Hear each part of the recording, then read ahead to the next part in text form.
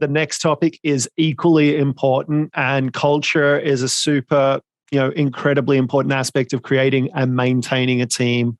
I'm personally really interested in this session, and I see it as a critical success factor in supporting a team that spans multiple territories and regions.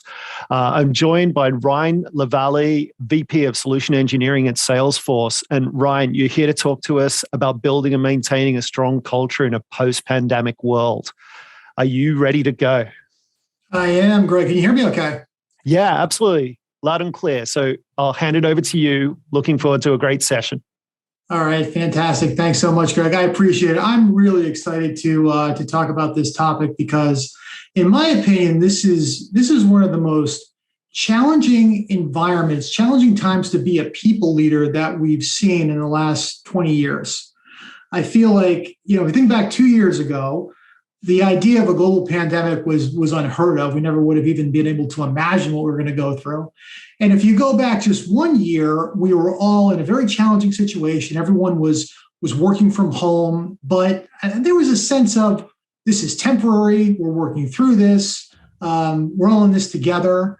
And here we are today. We're coming out of the pandemic, and the sort of the post-pandemic world is still being shaped.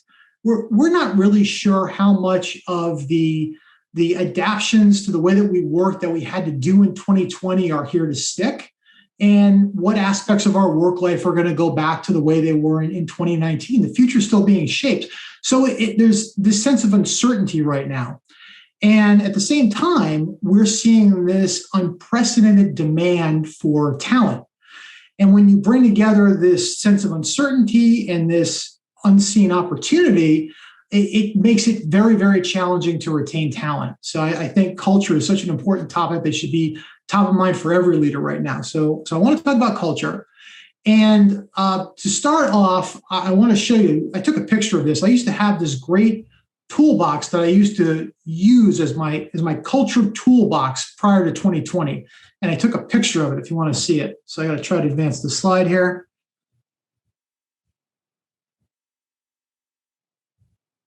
There it is. Everybody, isn't this beautiful? It's great, right? Please note the monogrammed United One Premier 1K luggage tag and the signature blue handle. Now, I want to be very clear. I did not get those by signing up for a credit card. Those were earned through button the seat miles. But in all seriousness, this was my toolbox for building culture prior to the pandemic. I would physically get out and meet with my team. And, we'd have somebody new join the team. I'd say, you know what? Hey, great. I'll tell you what, let's go out and meet some customers together. That's how we'll get to know each other. And we'll go out, we'll meet with some customers, and then we'll sit down one-on-one and just offer feedback. And that was the way that I would instill the team culture. We are customer first, we sell as a team, and we provide open and transparent feedback.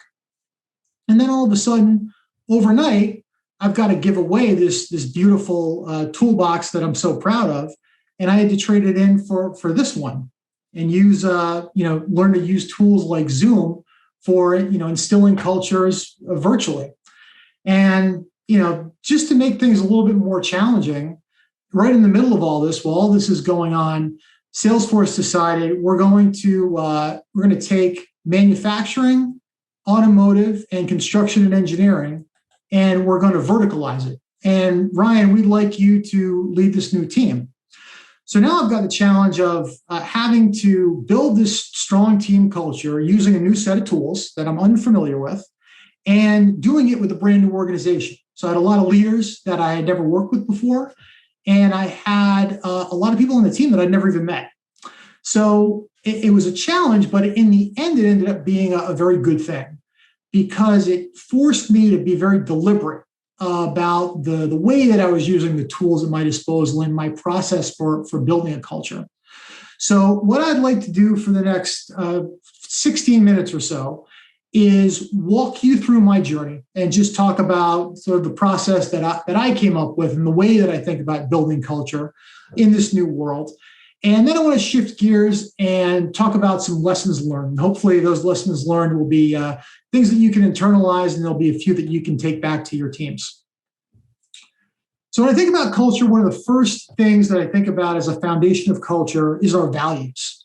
And values are the foundation of any culture because our values are what is important to us. And there's no better place to start.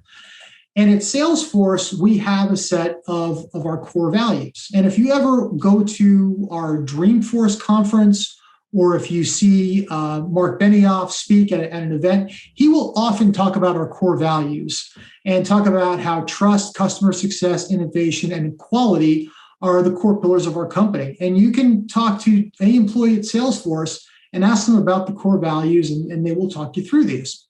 So as we were in the late stages of planning this new industrial products organization, I pulled together my first team meeting. I guess I could loosely call it a virtual offsite, pull everyone together for the first time.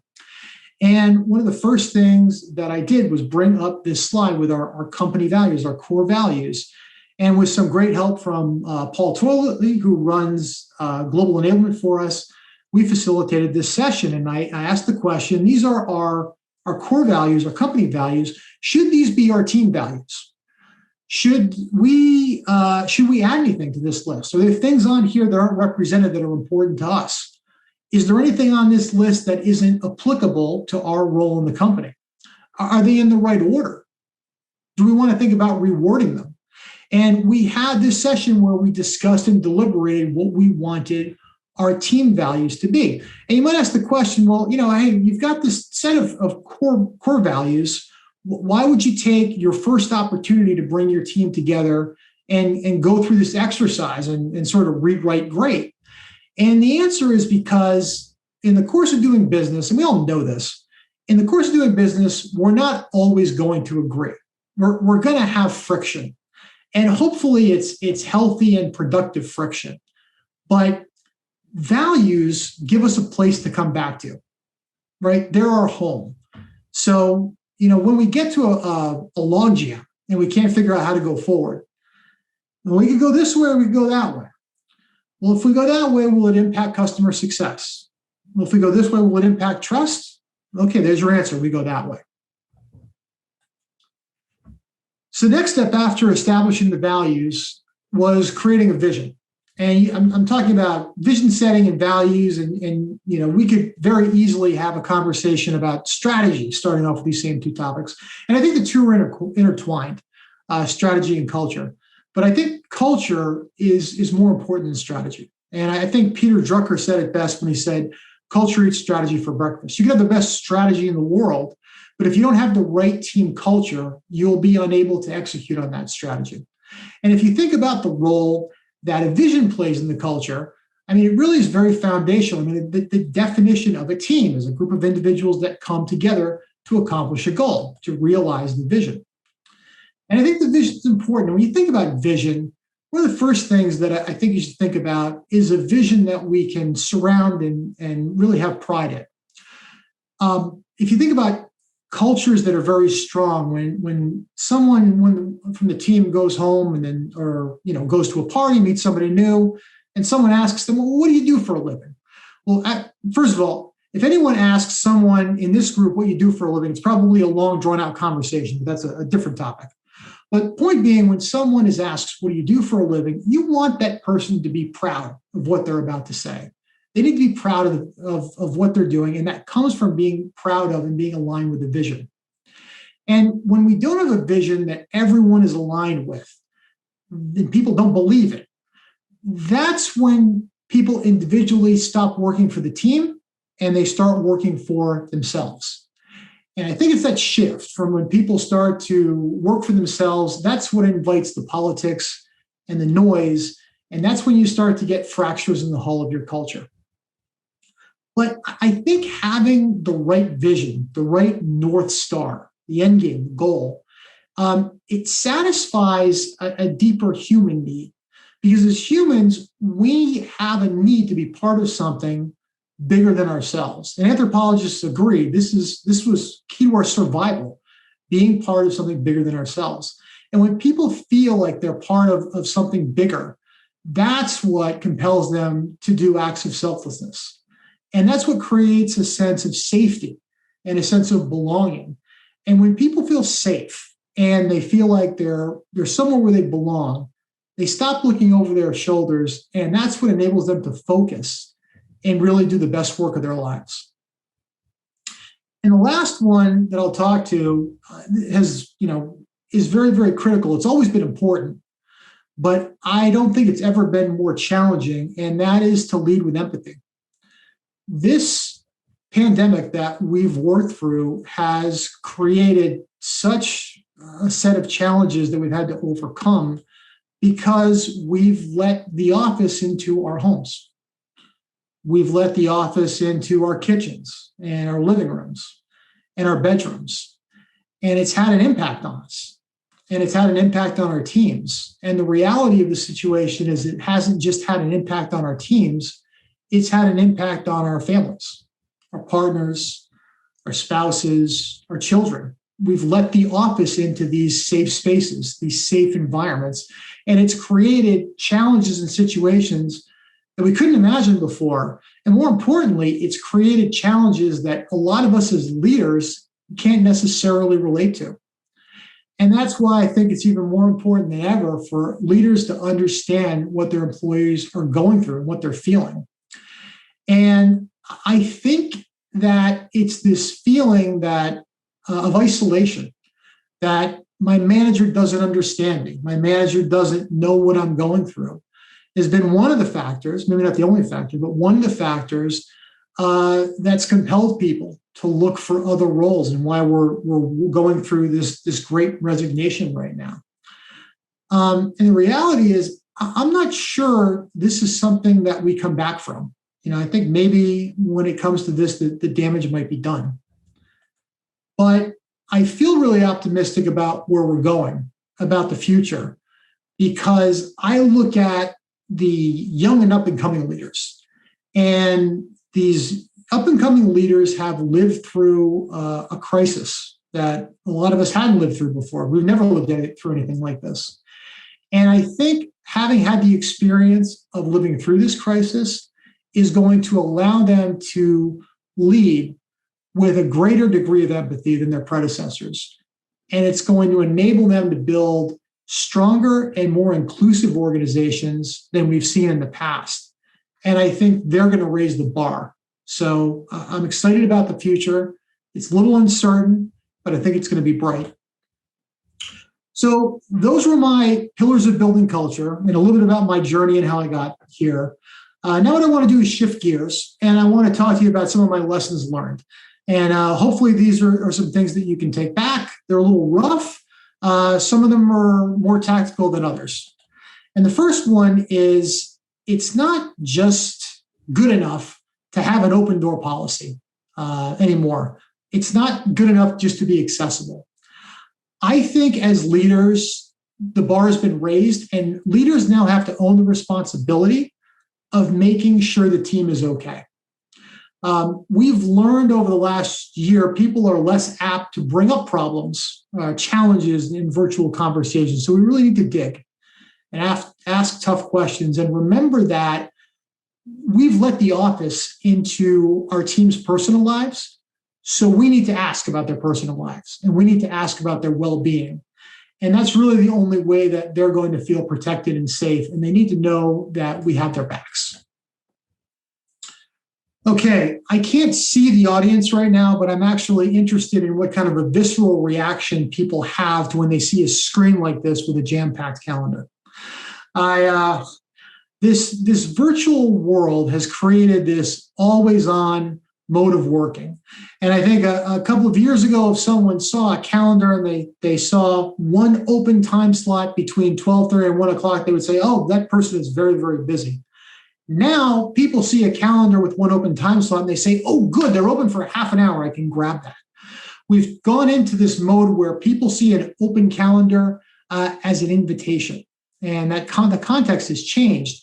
And in a lot of the conversations that I have with people on my team about burnout, one of the questions that I ask is, are you managing your calendar, or does your calendar manage you? Because if you let a piece of desktop software manage your time, you're never going to be happy. And you're certainly never going to achieve any sort of work-life balance. And so, we want to be good leaders, so we empower our people. You can push back, you can manage your time, you don't have to accept every meeting invitation. And I think that's really hard in pre-sales. If you think about the kinds of people that are drawn to this line of work, if you think about people that are in pre-sales, these are people that like to engage, people that want to be helpful, that like to solve problems, and people who find a way to say yes. So it's just unnatural for them to push back when someone asks for their time when they want help. So I think we need to do more than empower, and we really need to make our teams feel that their well-being is very, very important and needs to be prioritized among all the other things that they need to be thinking about in order to be successful at their job. And I'd even go beyond that and say, as a leader, think about what techniques, what tools can you give back to them? I'll give you a quick example. A couple of weeks ago, I was talking to someone and I said, you need to start thinking about managing your time the way a doctor's office manages their business. Have a 48-hour policy. Every day, go 2 days out into your calendar. If you've got free spaces, block them off, heads down work. That's what you do. If somebody has an emergency, I promise you, they will pick up the phone. Speaking of always being on, do we really need to be on camera all day long? And this is a serious question. I mean, listen, I love to be on camera. I'm all about it. But even I get burnt out a little bit having to have this piece of technology on all day. Zoom has been great. It's allowed us to engage with each other during this time when we couldn't physically be together. But I think that we have to appreciate that having a camera on can be draining, and it can be very draining on some people.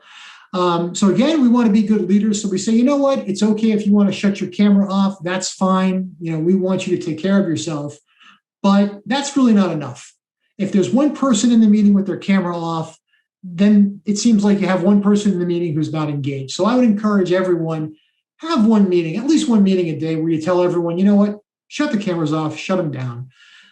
It may seem a little unnatural because we're so used to being on camera all the time, but trust me when I tell you, if you make that a best practice, you'll find yourself a little bit more relaxed during the course of the day, and I think it really helps with stress. And this next one's a little bit tricky. So when this whole pandemic started, this was a big point of emphasis for me. Everyone's stuck at home.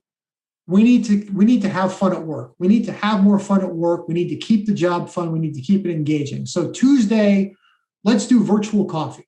And Thursday, we're going to do a virtual happy hour. Next week, we're going to do virtual trivia. That turned out real well. So next month, we're going to have some other game. This is all great, but it's really, really easy to overdo. And what I've found is that if you over-index on this, it becomes one more obligation. So I would say have fun, but just be careful not to have too much. Don't take your foot off the gas here, but just be aware that there's a fine line between getting together and having a good time and saddling someone with one more online obligation in addition to everything else that's going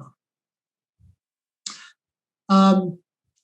Technology has enabled us to engage as best we can throughout this entire pandemic.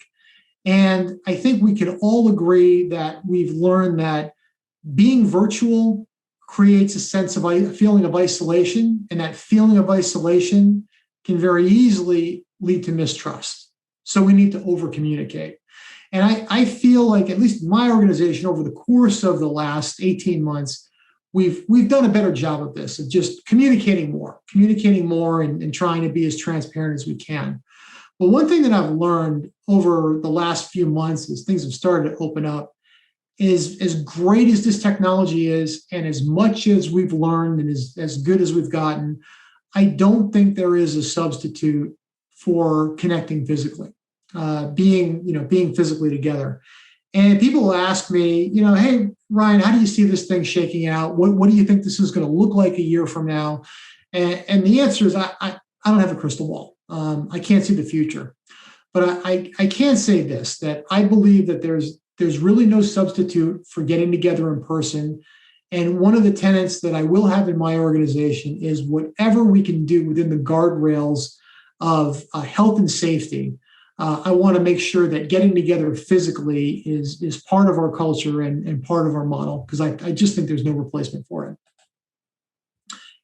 And this is my last one. This is the best example that I have of creating something out of nothing. It costs you absolutely nothing to call somebody out for doing a great job, for going above and beyond, or just showing up. Takes nothing away from you, but it gives the recipient of that praise a lot of value because it makes them feel valuable. So as leaders, I think our objective needs to be creating value. We need to create value in our organization. So if you get nothing out of this, thank somebody for something today, because it does create real value. And with that, I will say thank you. And I hope that this presentation was useful and interesting. Thank you very much, Ryan. That was a really exciting presentation and really interesting in terms of the thoughts that you've aroused. And I must say, the chat went ballistic when you showed your calendar and got people talking and thinking about how to manage, a crazy calendar and a crazy agenda and all of that. So I actually have a few questions. I pulled some points made out of the chat for you, if you don't mind. Please, happy to. So first up, on your points around culture and the core values, have you ever looked at adding to the culture or changing those core values? And what does that look like? Well, I don't want to give too much of the shop away, but in terms of it's a bit of a fine line because our core values, our company core values, I would never say we want to divert from those, right? I think we want to be additive. So when I think about where does the team values and the core values, what does that balance look like? I think about when we are focused as a team, what's really important to us? How do they align with the core values? And let's think of our team values as being additive. Our core values will always be our core values, but in addition to our core values, how can we kind of hone what's important to our role in the organization? So I definitely I wouldn't change them. I see the team values as additive. Yeah, absolutely. And in my organization, we went through adding an extra value, just inclusivity and making sure that we're giving everyone a fair shot at getting into particular roles and adding to the organization. And I feel like that helped us move the center maybe of our values slightly into a better place. And that was an amazing, step. You made a lot of points about leading with empathy. And, I feel like that's a big area too. Do you feel like with the permanent change of the crisis, has it moved us, further ahead in terms of using, dealing with empathy and working with our teammates? Well, I feel like it's been a little bit of a baptism by fire. I think that a lot of us as leaders, you would never think about a family that with two, as an example, a family with two working parents with two children, living in an apartment that all of a sudden that apartment, instead of being some place where everyone comes to have meals together, sleep, and then goes their separate ways, becomes an office for two people and a one-room schoolhouse. And I think it's taught us as leaders that we can't assume that we understand how our employees feel or what they're going through or how things that we ask them to do might impact their individual situation. I think it's forced us all to be a little bit more mindful because if we're leaders, we're leading from the front. We are, compelling people and demanding that they give their best and help us meet the objectives.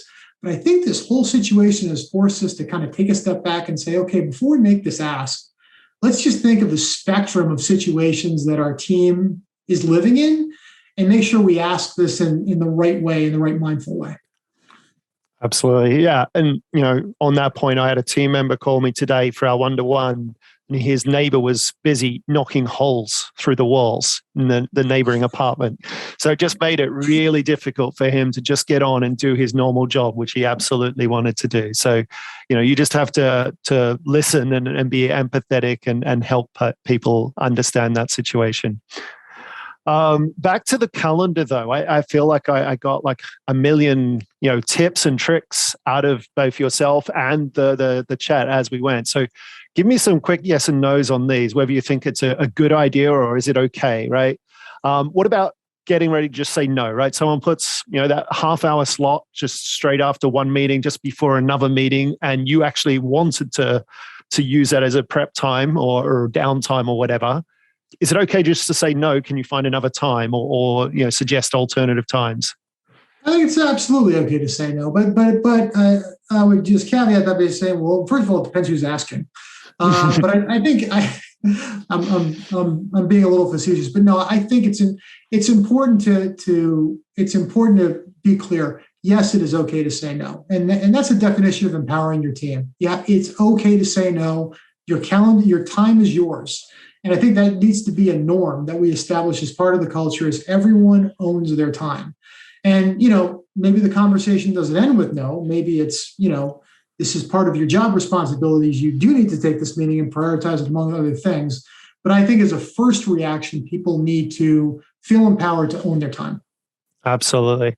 And time off camera, and I'm a strong believer that there's a balance of both time on and off, but I feel like it must be okay for people to say, no, I can't be on camera at this call, and with no questions asked almost, right?